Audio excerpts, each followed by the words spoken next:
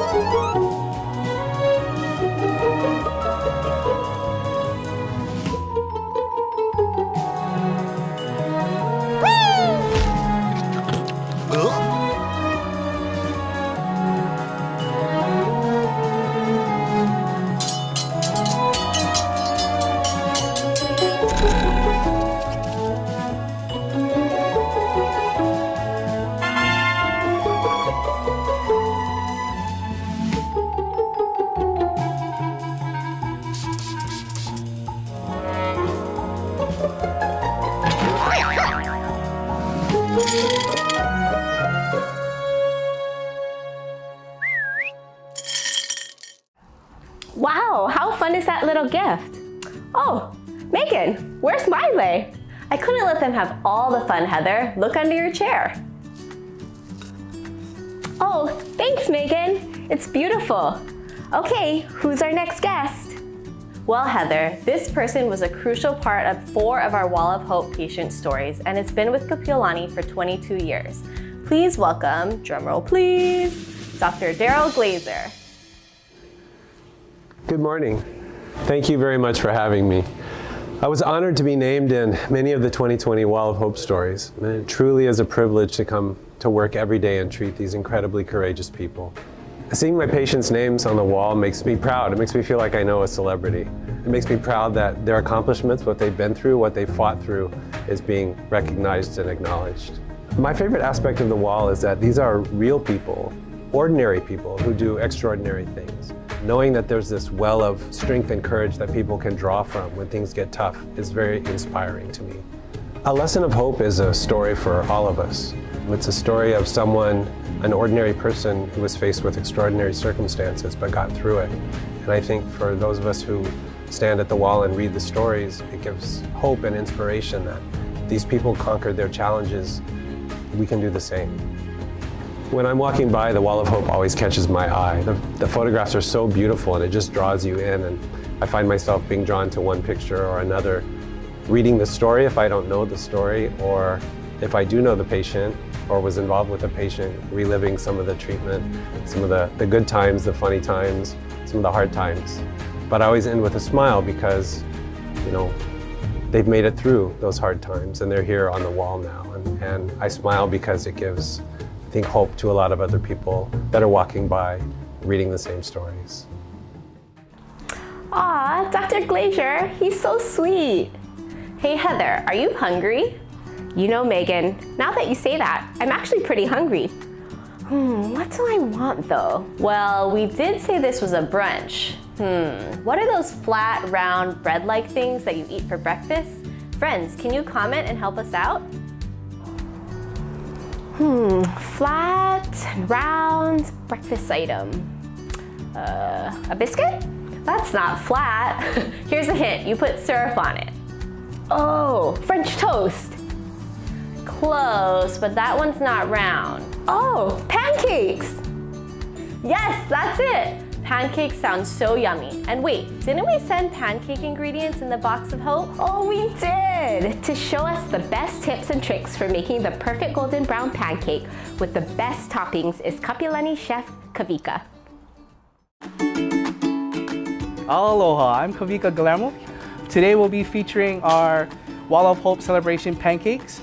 Usually we do a pancake bar that's a hit amongst the children, but due to circumstances this year we will be doing it virtually. I'll be showing you guys how to mix and cook the pancakes from home with love. Included in your package will be the pancake mix, sprinkles, and chocolate chips. Only thing needed will be water. Some of the equipment we'll be using today is one is our heat induction burner, a pan. You can choose gas if you have gas at home. I prefer a non-slip pan just because it cooks evenly and it's easier and it won't get stuck. Just need a mixing bowl, a whisk, a spatula, and some, we brought our own pancake syrup. So the first things you want to do when you start cooking is measuring out all your ingredients. Luckily for you, the ingredients are already measured out in this beautiful can. So you're going to put the full ingredients into a mixing bowl with 1.5 cups of water. And we're going to just add the liquid to the dry. And with your whisk, we're going to slowly just mix.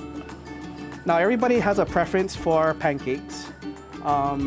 Some people prefer it thicker, some people prefer it thinner.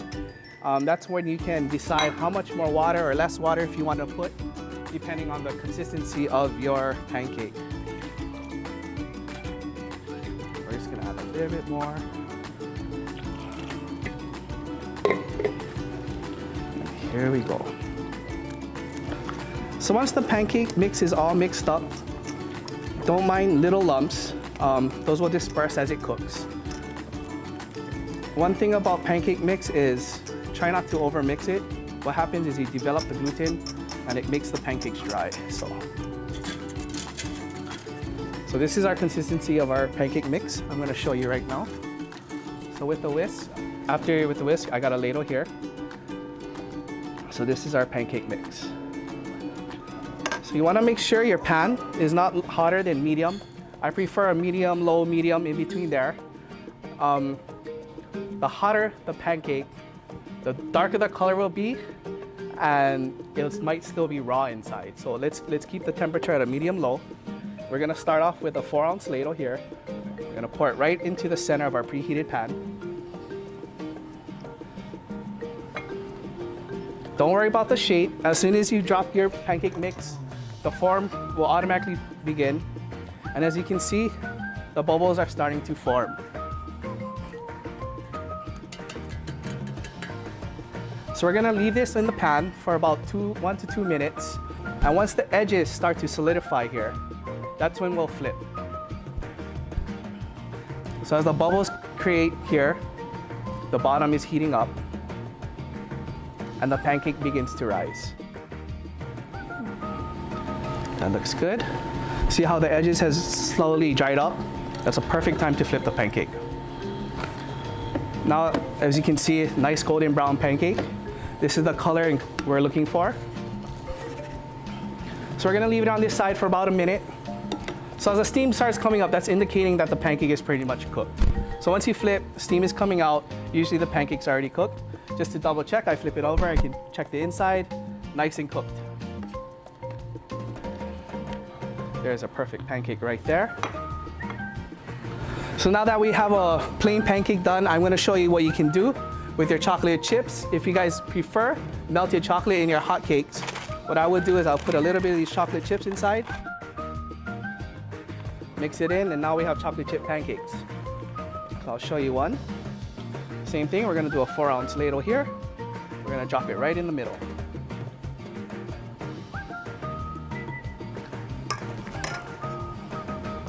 So now's the time to flip. Just grab your spatula and flip it over, and there we go. Another golden brown, beautiful pancake. And if you guys, like I said, if you're not too sure, what you can do is you just flip it over and you can check the bottom and see how it's cooked. Perfect.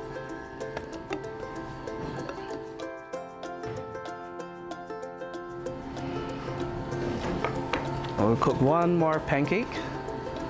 For me, I love pancakes because it's something I grew up eating. You know, it's a childhood thing. Get the box, you know, mix it. It's very simple. It's not too difficult, but the end product is always good. It's always consistent. If you follow the instructions, you do everything correctly, you're gonna have a perfect pancake like this. For me, I prefer a little thinner pancake. Up to you what you guys wanna do. I like mine a little bit thinner on the thinner side, more like a crepe, but if you guys like yours thicker, I would add less water. It'll definitely be a little bit thicker, a little bit more heavy. But that's what's great about pancakes. It's up to you. How you want to do it, that's on you. So you notice this one's done. So we're gonna get this out. And that's our final pancake there. Turn this off. So now is the fun part. Now that it's done, we're gonna decorate. It's this is the fun part. So including your kid is also some sprinkles. It's up to you if you guys want to buy, whipped cream or just put syrup, that's fine. We have syrup here as well. But for me, we're gonna do some whipped cream and sprinkles. For me, I'm gonna start off with the whipped cream first. We're just gonna make a big thing of whipped cream. And then we're gonna top it off with our sprinkles. And right there you go, is our pancakes for our Wall of Hope celebration this year.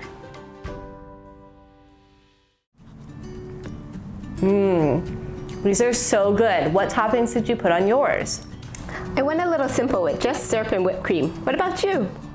Oh, I went for it. Syrup, whipped cream, chocolate chips, sprinkles, and a little chocolate drizzle. Oh my gosh, Megan, you're gonna crash from all that sugar. Oh, but it's so worth it. Every year, we take our Wall of Hope participants to a botanical garden to be photographed, and we interview some of the patients and their families to reflect back on their stories and their time here at Kapiolani.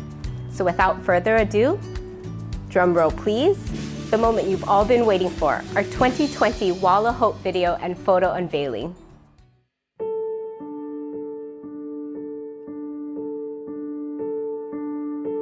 When I first was diagnosed with Hodgkin's lymphoma, I think it was just shock. I was kind of a 20-year-old just starting undergrad.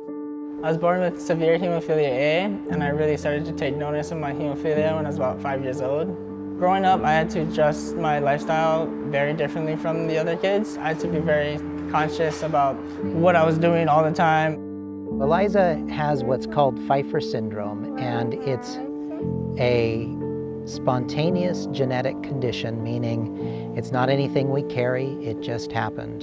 In the first 90 days of her life, she was in the NICU at Kapiolani, and during that time, she already had 7 surgeries. We first learned about the possibility of a trisomy when he was in utero. A lot of the trisomies have short life expectancy, so we were concerned and scared. The most difficult point of the pregnancy was probably when I found out I had cholestasis. There was a chance that I could miscarry, or if one of the babies died inside, like had a stroke, that could mean the other one would die. And I think that was difficult because I had no control over it. In the middle of the night, I woke up and heard him take a breath, and then he stopped. My husband turned on the light and he was turning blue, and that's when it just kind of like bombarded us with all of the medical things to come after that. Growing up, I was really frustrated with myself. I always asked, or I always prayed to God, like, why me? Why was I put in this situation? I think it was just the constant support from everyone in this hospital and my family that really helped me push through my diagnosis and like the hard feelings. I think I felt a sense of hope pretty quickly in the process. That first meeting with Dr. Glazer, he kind of put all the information down. He provided us with a roadmap of what the next steps were, and just knowing that next step really put our fears at ease that we had a plan going forward. I felt a sense of hope the first time I held one of my babies. Since they were so early at 27 weeks, they didn't allow us to hold them for the first few days to decrease stimulation. And then around day 4 or 6, I was able to hold one of them. I just started bawling, and I don't know if it was the hormones or just kind of the first time feeling my baby in my arms. I would say the greatest time of hope has really been in the last year, where we have seen Eliza really just start to thrive. I guess the medical education that we got and how Oliver responded to it gave us hope. Being on the Wall of Hope, I think, is an exceptional opportunity to be an inspiration to other families that are going through similar things.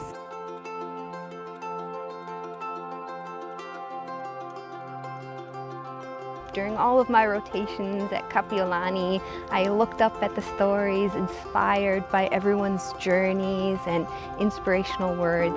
So it's very touching to be selected and part of that legacy of the Wall of Hope.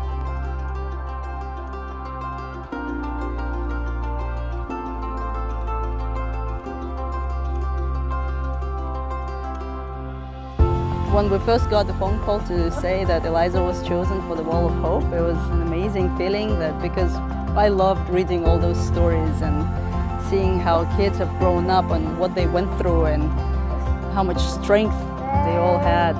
It's an honor and privilege that Eliza can be an encouragement to other families and to other children, and because she's just amazing, you know, that's Eliza. She's determined, she's passionate, she loves life.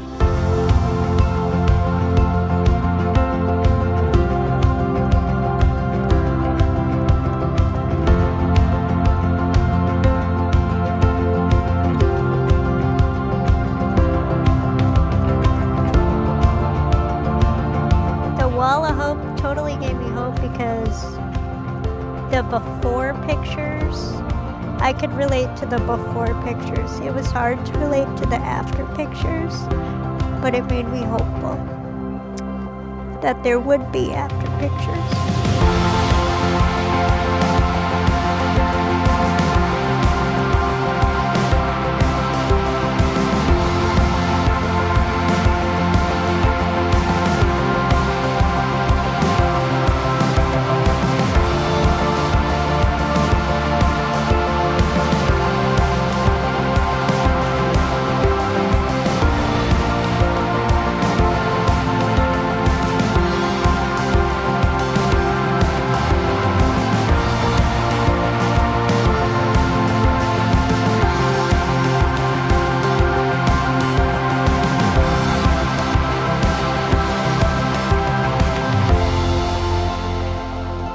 My story inspires someone to kind of see that they're supported by the team. There is a whole army of medical professionals behind them, from nurses, social workers, nurse coordinators, and everyone's cheerleading them on, rooting them on, and you're not alone. Today I'm in graduate school doing my master's degree in business analytics at New Jersey Institute of Technology. And I'm also on their Division I men's volleyball team. I think the number one piece of advice I would give to someone with hemophilia is that everyone has their obstacles in life. This is just yours. God has given it to you, and you just have to deal with it and try to live a normal life. Now they're at normal growth, like compared to what a term baby would have been. They're talking, like one of them is saying ball. It's just so exciting to see how they're developing. Today I'm doing good. I'm in my last year of medical school, graduating in a few months. I'm hopefully going to be an oncologist in the future, largely influenced by the large role model Dr. Glaser had in my life. The advice I would give other families is to not assume that your child's path is going to be like anybody else's. Believe in your child's strength, because there's honestly a path for each person, and you just have to embrace it.